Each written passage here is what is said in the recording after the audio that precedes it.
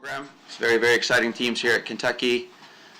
We have a very big game on Friday, playing ODU for the regular season conference title.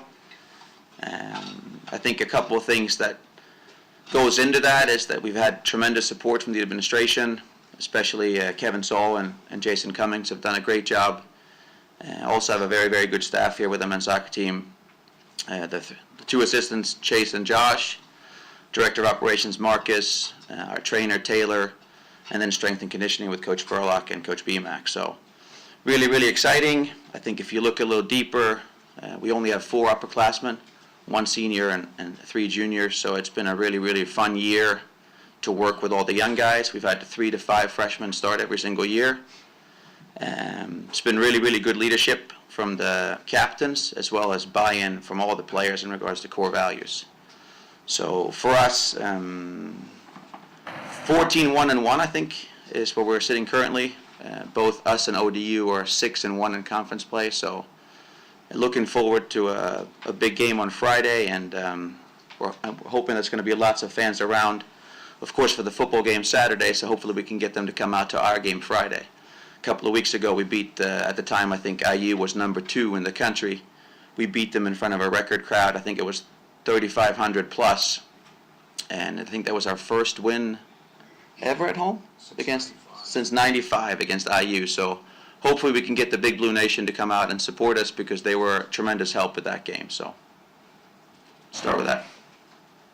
In terms of JJ, it seems like time and time again, late minutes of the game. I know he had that overtime goal against Marshall, and then he scored in the 87th yesterday or whatever it was. What about his demeanor that gives him that late push when everyone else seems to be fading? Yeah, I think it starts with just being a tremendous athlete. You know, I guess I've been saying 6'4", 220, which is not quite. He's probably more 6'3", 200, but still, he's a monster of a man.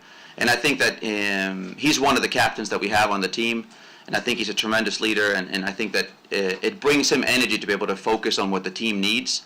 And we ask him to do a lot of things in regards to off the ball and defending and coming back on set pieces. But for him, he just loves playing, and he loves playing at Kentucky. So, and he's, with 14 goals in 16 games, incredibly confident at this point as well. So you could just tell the second half he kept asking for the ball.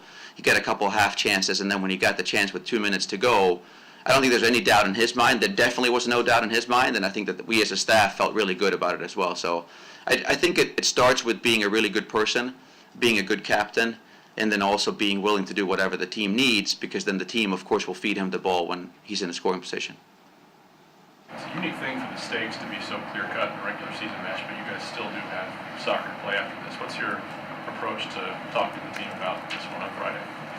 Yeah, I think, again, it's one of those where, it's a big game. We've had a couple of big games at home already with IU and Louisville and Charlotte. So I think that, we want to be up for it. I think it's always important to win, whether you win a regular season title or a conference tournament title or an NCAA game. So I think that for us, with 14-1-1, I think we've done okay to this point. And now it's just one of those where the good thing is that if we lose on Friday, we can still keep playing.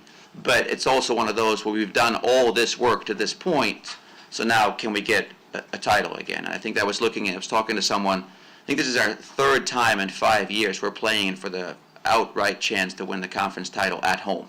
So that, I think, again, for the program, that's really, really nice to be able to do that. And again, for us, it's just, we have to not get ahead of ourselves. I think there's times where we played an opponent where we maybe haven't rated as highly as ODU, where we've started getting away from some of the things that got us all the success this fall.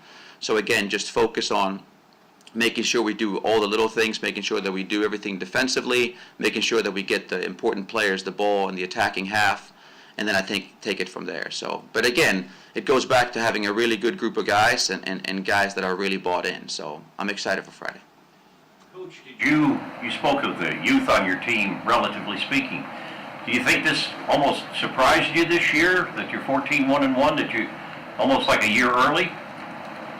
Yeah, a little bit. I think that if you would have seen me this summer and said, hey, Coach, we're going to be sitting here leading up to the last regular season game and you're going to be 14-1-1, what kind of odds are you going to give me on that one? I would have given you good odds.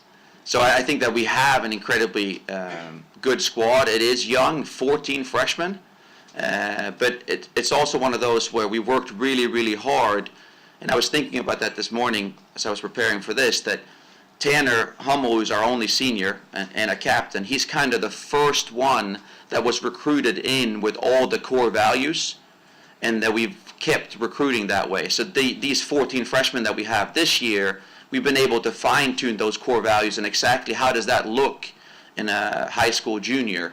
So, yeah, a little bit, maybe a little early, but I think I'm also really, really excited about the future. But it's also one of those where I've always played the best players. It doesn't matter what year you are. I'll play 11 freshmen or 11 seniors.